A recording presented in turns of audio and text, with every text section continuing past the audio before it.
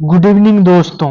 आज है 3 दिसंबर और आज हम लोग एडिटोरिया के अंतर्गत देखेंगे बिहार के प्रमुख व्यक्तित्व और साथ ही साथ बिहार से संबंधित देखेंगे विविध चैप्टर। और आज एडिटोरिया का जितना भी चैप्टर है, एडिटोरिया में टोटल 10 चैप्टर है और ये पूरा का पूरा चैप्टर आज समाप्त हो जाएगा। दैट मीन्स एडिटोरिया बिहार स्पेशल आज समाप्त हो जाएगा। किंतु कल हम एडिटोरिया बिहार स्पेशल में ही ऑब्जेक्टिव नहीं अपितु वन लाइनर एरो देके जितने भी प्रीवियस ईयर का क्वेश्चन है वो दिया गया है, तो उसको भी हम कल के वीडियो में कैप्चर कर लेंगे। क्योंकि अगर उसको वन लाइनर में आप लोग पढ़ लेंगे वन लाइनर में, तो आपको याद रहने की ज़्यादा संभावना है। चूंकि हम लोग ऑब्जेक्टिव कर चुके हैं पहले, तो ये बेनिफिशियल होगा। अब चलिए हम लोग स्टार्ट करते हैं। पहला है प्राचीन काल, मध्यकाल, इस तरह से इसको प्रमुख व्यक्तियों को बांटा गया है। उसमें पहला है गौतम बुद्ध। बौद्ध धर्म के संस्थापक थे गौतम बुद्ध। उनका जन्म 563 ईस्वी पूर्व में हुआ। वे शाक्य कुल के क्षत्रिय थे। उन्हें ज्ञान की प्राप्ति बोध गया में निरंजना नदी जिसको फल्गु नदी भी कहा जाता है के तट पर बोध ही वृक्ष के नीचे हुआ।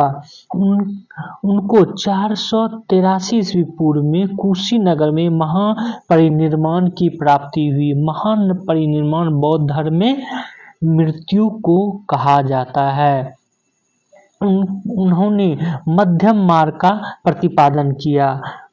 आपको ये भी यहाँ पर बता दें कि जो इम्पोर्टेंट रहेगा उसको हम इंडिकेट कर देंगे। और जैसे बौद्ध है, गौतम बुद्ध, महावीर स्वामी, चंद्रगुप्त मौर्य, इनके बारे में आप पहले भी पढ़ चुके हैं, तो इसको जो है क्या करेंगे, हम जल्दी से करके निकल जाएंगे क्योंकि इनके बारे में आप पहले भी पढ़ चुके हैं। चलिए आगे देखते हैं। महावीर स्वामी। महावीर स्वामी का जन्म 540 ईस्वी पूर्व में वैशाली के कुंडल ग्राम में हुआ था। उनका संबंध यात्रिक कुल से था। वे जैन धर्म के 24वें एवं अंतिम तीर्थंकर थे। 12 वर्षों की कठोर तपस्या के पश्चात जृंभिक ग्राम में ऋजुपालिका नदी के तट पर साल वृक्ष के नीचे कैवल की प्राप्ति हुई। उन्हें 468 ईस्वी पूर्व में पावापुरी में मोक्ष की प्राप्ति हुई। तो यहाँ पर आप देख रहे हैं मोक्ष कहा जा रहा है, तो इसका अर्थ मोक्ष का मृत्यु से है जैन धर्म में, ये आपको ध्यान में रखना है। आगे है चंद्रगुप्त मौर्य। चाणक्य की सहायता से नंद वंश को समाप्त कर 321 ईस्वी पूर्व में चंद्रगुप्त मौर्य ने मौर्य वंश की स्थापना की। उन्होंने प्रथम बार भारत के विशाल साम्राज्य को संगठित किया। आगे है चाणक्य, जिनको कि कौटिल्य भी बोला जाता है और विष्णुगुप्त के नाम से भी इन्हीं को जाना जाता है, विष्णुगुप्त। चंद्रगुप्त मौर्य के राजनीतिक गुरु और प्रधानमंत्री चाणक्य थे। उन्होंने राजनीतिक एवं प्रशासनिक विषय पर आधारित अर्थशास्त्र की रचना की। ये आपको यहाँ पे ध्यान रखना है कि अर्थशास्त्र अर्थव्यवस्था से संबंधित बुक नहीं था, किताब नहीं था, अपितु एक राजनीति और प्रशासनिक विषय से संबंधित किताब है। इसके बारे में प्रश्न पूछा भी जा चुका है। अशोक के बारे में आगे देखते हैं। मौर्य वंश का सबसे महान शासक अशोक चंद्रगुप्त मौर्य का पौत्र एवं बिंदुसार का पुत्र था। अशोक अपने शांति, सद्भाव, जनकल्याणकारी शासन के लिए प्रसिद्ध था। अशोक ने बौद्ध धर्म को स्वीकार किया था। उसके प्रसार के लिए स्तंभ और शिलालेख लिखवाए। आगे है आर्यभट्ट। आर्यभट्ट गुप्त काल के प्रसिद्ध गणितज्ञ और खगोल शास्त्री थे। मुख्य रूप से वो गणितज्ञ थे। उन्होंने बीज गणित की प्रारंभिक आधारशिला रखी। उन्होंने आर्यभट्टम एवं आर्य सिद्धांत की रचना की।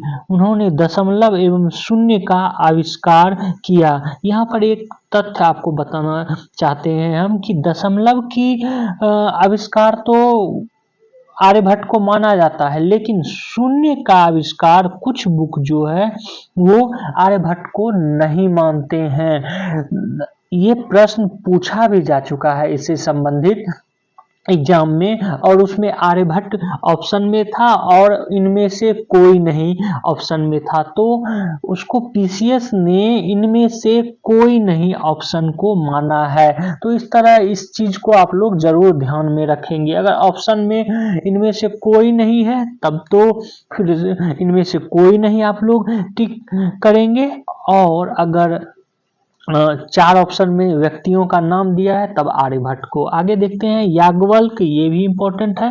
याज्ञवल्क विदेह मिथिला के राजा जनक के समकालीन थे। उन्होंने शतपथ ब्राह्मण, याज्ञवल्क स्मृति आदि की रचना की। वहीं बात करें हम लोग पाणिनि की, तो ये पाटलिपुत्र निवासी पाणिनि ने प्रसिद्ध संस्कृत व्याकरण अष्टाध्यायी की रचना की। जीवक बिंबिसार के समकालीन थे। वे प्रसिद्ध आयुर्वेदाचार्य थे। जीवक ने महात्मा बुद्ध एवं उज्जैन के राजा प्रद्योत का उपचार किया था, और उज्जैन के राजा प्रद्योत का जीवक ने उपचार किया था। इससे संबंधित प्रश्न पूछा जा चुका है बीपीएससी में। आगे है अश्वघोष। अश्वघोष बौद्ध महाकवि एवं दार्शनिक थे। वे कनिष्क के समकालीन थे। उनकी प्रसिद्ध रचना बुद्ध चरितम है। बाणभट्ट की बात करें तो बाणभट्ट हर्षवर्धन के समकालीन थे। उन्होंने हर्षचरित और कादम्बरी नामक पुस्तक की रचना की, और कादम्बरी विश्व का सबसे प्राचीन उपन्यास है, ये भी आपको याद रखना है। आगे देखते हैं हम लोग दीपांकर श्री ज्ञान। दीपांकर श्री ज्ञान विक्रमशिला विश्वविद्यालय के प्रसिद्ध आचार्य थे। उन्हें तिब्बत शासक के निमंत्रण पर तिब्बत भेजा गया था। वे बौद्ध धर्म के प्रमुख ज्ञाता रहे थे। मंडन मिश्र की बात करें तो मंडन मिश्र मिथिला क्षेत्र के प्रसिद्ध विद्वान एवं दार्शनिक थे। उन्होंने शंकराचार्य के साथ शास्त्रार्थ किया था। अब हम लोग देखते हैं मध्यकाल के कुछ प्रमुख व्यक्ति।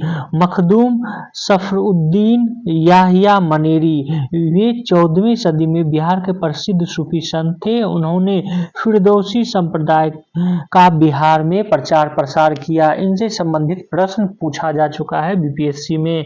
अगला है शेरशाह, भारत का सर्वश्रेष्ठ अफगान शासक जिसने मुगल सत्ता को समाप्त कर सूर्यवंश की स्थापना की। शेरशाह को उसके प्रशासनिक सुधारों के लिए विशेष रूप से जाना जाता है। शेरशाह जन कल्याण, कृषि, संचार, यातायात आदि के लिए जाने जाते हैं, इसमें सुधार के लिए। अगला है जो इम्पोर्टेंट है विद्यापति। विद्यापति बिहार के दरभंगा के प्रसिद्ध श्रृंगार रस के कवि थे।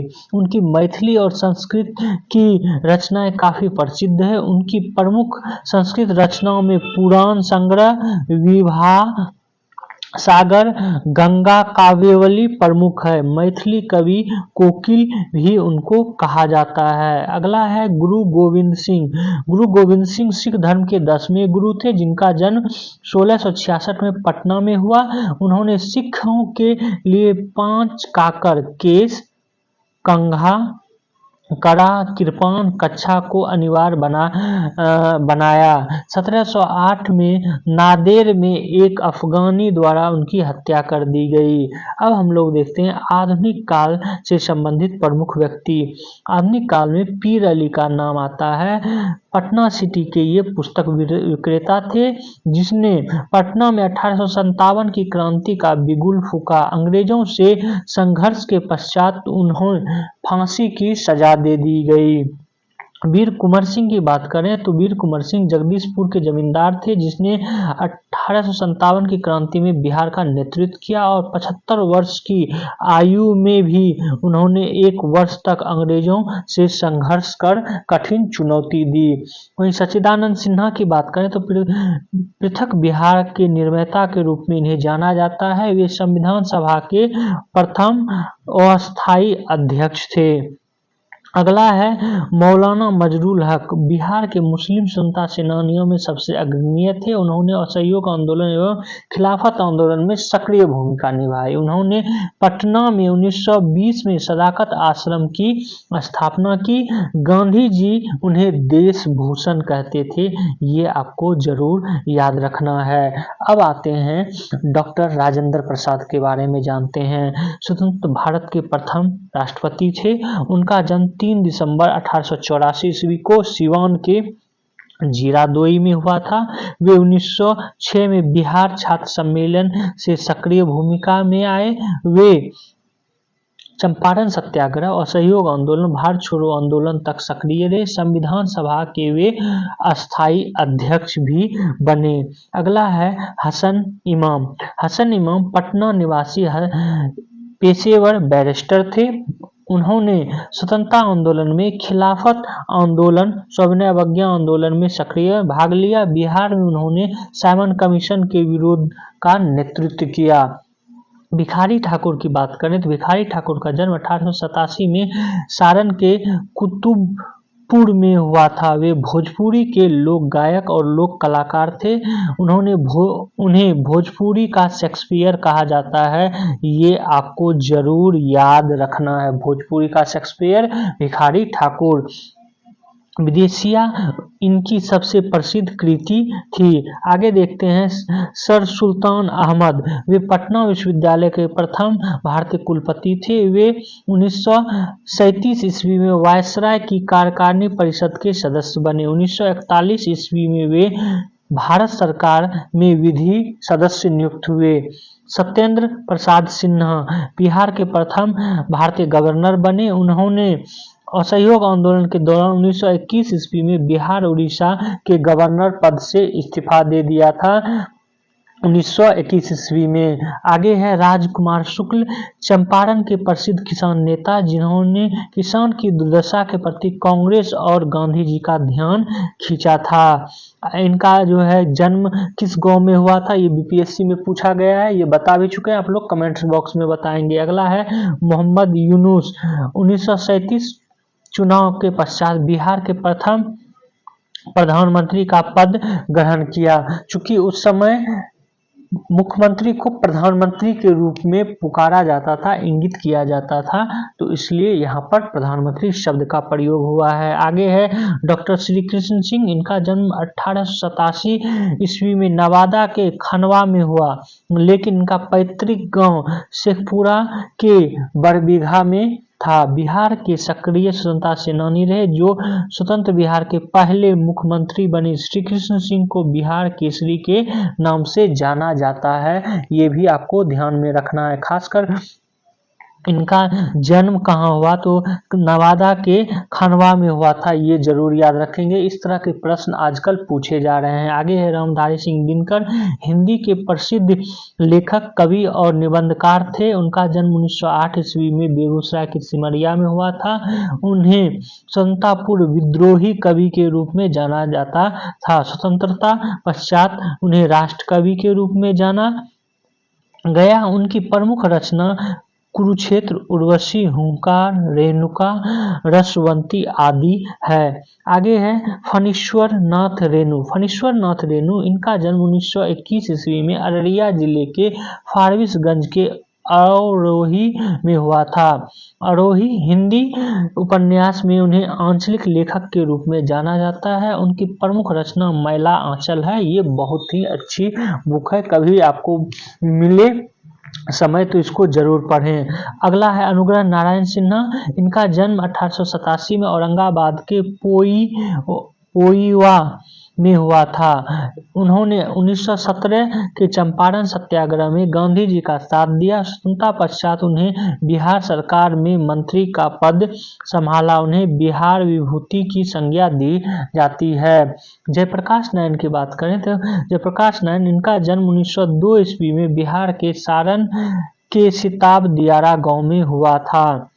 लोकनायक के नाम से प्रसिद्ध जयप्रकाश नारायण का राजनीतिक जीवन सविनय अवज्ञा आंदोलन से प्रारंभ हुआ। उन्होंने 1942 की क्रांति में विशेष भूमिका निभाई। उन्होंने आजाद दस्ता का गठन किया और स्वतंत्रता पश्चात 1975 में संपूर्ण क्रांति का नेतृत्व किया और 1965 में उन्हें मैग्सेसे पुरस्कार भी दिया गया था। ये जरूर ध्यान में रखेंगे। ये ऑप्शन में एक जो है कूट के रूप में दे दिया जाएगा, पूछ लिया जा सकता है। आगे है स्वामी सहजानंद सरस्वती। स्वामी सहजानंद सरस्वती की बात करें तो ये भारत के किसान आंदोलन के जनक थे। उन्होंने सन्यासी जीवन के व्यतीत करते हुए किसानों के अधिकारों के लिए संगठन का नेतृत्व किया। 1929 में उन्होंने बिहार प्रांतीय किसान सभा का गठन किया।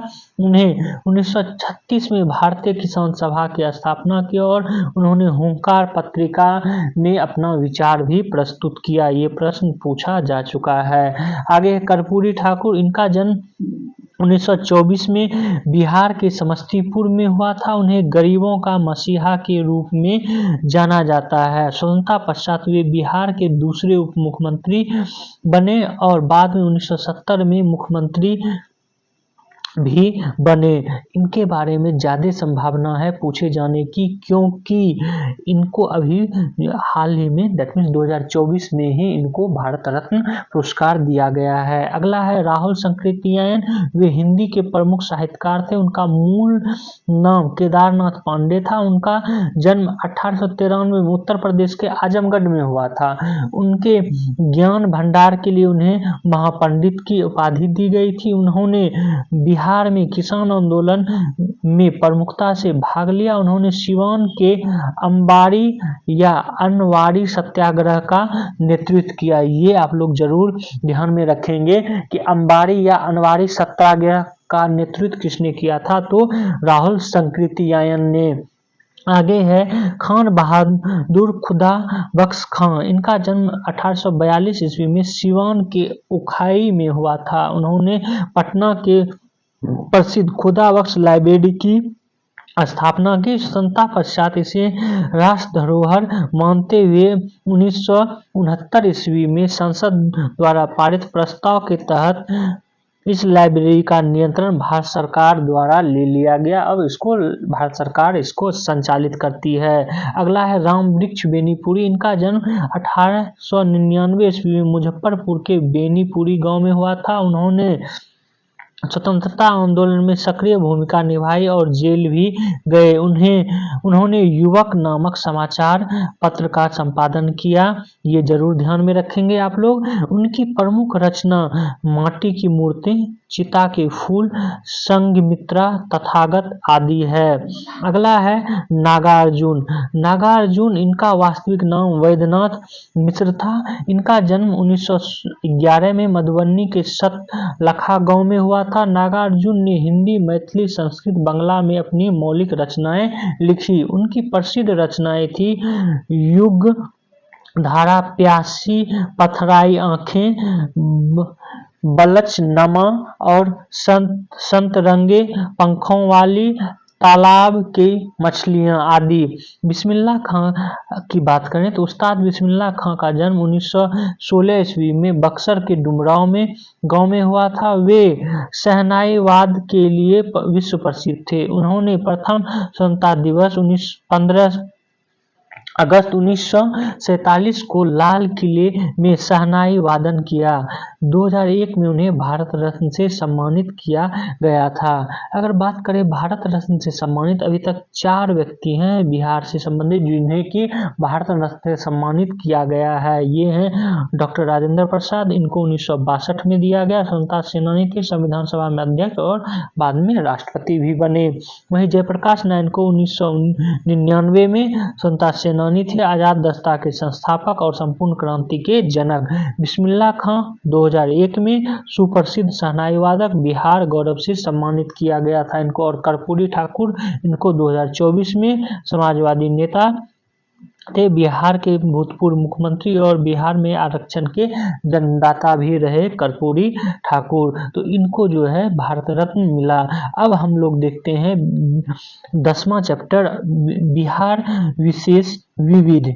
मिसलिनियस वाला पार्ट देखते हैं, मिसलिनियस पार्ट भी इम्पोर्टेंट है। चलिए स्टार्ट करते हैं। विश्व का प्रथम लोकतांत्रिक गणराज्य लक्ष्मी गणराज्य, वैशाली में विश्व का प्रथम विश्वविद्यालय नालंदा विश्वविद्यालय, विश्व का प्रथम वैभवशाली नगर पाटलिपुत्र, विश्व का प्रथम खगोल वैज्ञानिक आर्यभट्ट, भारत के प्रथम राष्ट्रपति डॉक्टर राजेंद्र प्रसाद, संविधान सभा के अस्थायी अध्यक्ष डॉक्टर सत्यनारायण सिन्हा, बिहार संविधान सभा के अस्थायी अध्यक्ष डॉक्टर राजेंद्र प्रसाद। आगे देखते हैं, आगे है ब्रिटिश शासन में प्रथम भारतीय राज्यपाल सत्येंद्र प्रसाद सिन्हा, ब्रिटिश शासन में बिहार के प्रथम राज्यपाल सर जेम्स शिफ्टन, और स्वतंत्र बिहार के प्रथम राज्यपाल जयराम दास दौलतराम, बिहार ब्रिटिश शासन में बिहार के प्रथम मुख्यमंत्री मोहम्मद यूनुस, स्वतंत्र बिहार के प्रथम मुख्यमंत्री श्री कृष्ण सिंह, बिहार के प्रथम हरिजन मुख्यमंत्री भोला पासवान शास्त्री, बिहार के प्रथम निर्दलीय मुख्यमंत्री माया प्रसाद सिन्हा, बिहार के प्रथम मुस्लिम मुख्यमंत्री अब्दुल गफूर, बिहार के प्रथम महिला मुख्यमंत्री श्रीमती राबड़ी देवी। अगला है पटना उच्च न्यायालय के प्रथम मुख्य न्यायाधीश तो सर एडवर्ड जेप्स कैमियर, ये ध्यान में रखेंगे। पटना उच्च न्यायालय की स्थापना 3 फरवरी 1916 को। पटना उच्च न्यायालय के प्रथम भारतीय मुख्य न्यायाधीश सर सैयद फजल अली। अगला है सर्वोच्च न्यायालय के प्रथम बिहारी मुख्य न्यायाधीश भुवनेश्वर प्रसाद सिन्हा, विधान सभा के प्रथम अध्यक्ष रामदयालु सिंह, विधान परिषद के प्रथम सभापति राजीव रंजन प्रसाद सिंह, बिहार के प्रथम ज्ञानपीठ पुरस्कार पाने वाले रामधारी सिंह दिनकर, बिहार के प्रथम अशोक चक्र प्राप्त करने वाले रणधीर वर्मा, बिहार के प्रथम हिंदी समाचार पत्र बिहार बंधु। समाचार पत्र से संबंधित तथ्य जरूर आप लोग याद रखेंगे। देखते हैं आगे, बिहार का प्रथम अंग्रेजी साप्ताहिक द बिहार हेराल्ड 1875 में इसकी शुरुआत हुई थी। बिहार का प्रथम हिंदी दैनिक समाचार पत्र सर्वहितैषी, बिहार का प्रथम अंग्रेजी दैनिक समाचार पत्र द सर्चलाइट 1918 में प्रकाशित हुई थी। अगला है बिहार का प्रथम उर्दू समाचार पत्र नूर अल अनवर। अगला है बिहार में प्रथम हिंदी छापाखाना बिहार बंधु प्रेस, बिहार की प्रथम नगरपालिका आरा, बिहार आने वाला प्रथम अंग्रेज यात्री रॉल्फ फिंच, बिहार की सबसे बड़ी नदी गंगा, बिहार का सबसे बड़ा नगर पटना, बिहार का सबसे बड़ा हवाई अड्डा जयप्रकाश नारायण हवाई अड्डा, बिहार का सबसे बड़ा railway junction Patna junction, Bihar का सबसे बड़ा प्लेटफॉर्म सोनपुर, बिहार का सबसे बड़ा सड़क पुल महात्मा गांधी सेतु। अगला है बिहार का सबसे बड़ा मेला हरिहर नाथ का मेला, जिसको कि सोनपुर का मेला भी कहा जाता है। बिहार का प्रथम तेल शोधक कारखाना बरौनी रिफाइनरी, बिहार का प्रथम सिंचाई परियोजना सोन बहुउद्देशीय परियोजना, बिहार का प्रथम तारामंडल इंदिरा गांधी तारामंडल पटना, बिहार का दूसरा तारामंडल दरभंगा, आधुनिक बिहार का प्रथम विश्वविद्यालय पटना विश्वविद्यालय स्थापना 1917 में, बिहार का प्रथम खुला विश्वविद्यालय नालंदा खुला विश्वविद्यालय, बिहार का सबसे बड़ा विश्वविद्यालय मगध विश्वविद्यालय, बिहार का प्रथम कॉलेज पटना कॉलेज, स्थापना इसकी हुई थी 9 जनवरी 1863 को। पटना का बिहार का सबसे गर्म जिला गया, बिहार का सबसे ठंडा जिला गया। आगे देखते हैं बिहार का सबसे बड़ा जिला पश्चिमी चंपारण और बिहार का सबसे छोटा जिला शिवहर। तो एडिटोरिया के अंतर्गत इतना ही था। एडिटोरिया के जितने भी मेन पार्ट्स हैं वो खत्म हो चुका है, समाप्त हो चुका है। अब हम लोग जो है कल करेंगे एडिटोरिया के अंतर्गत एडिटोरिया में 1 लाइनर दिया गया है प्रीवियस ईयर का क्वेश्चन, उसको इम्पोर्टेंट है, इससे आपको रिवीजन हो जाएगा। तो आप लोग कल का वीडियो भी जरूर देखिएगा और साथ ही साथ हमारे इस वीडियो को शेयर कर दीजिए, सब्सक्राइब कर लें और बेल आइकन को भी दबा लें। Thank you for watching this video.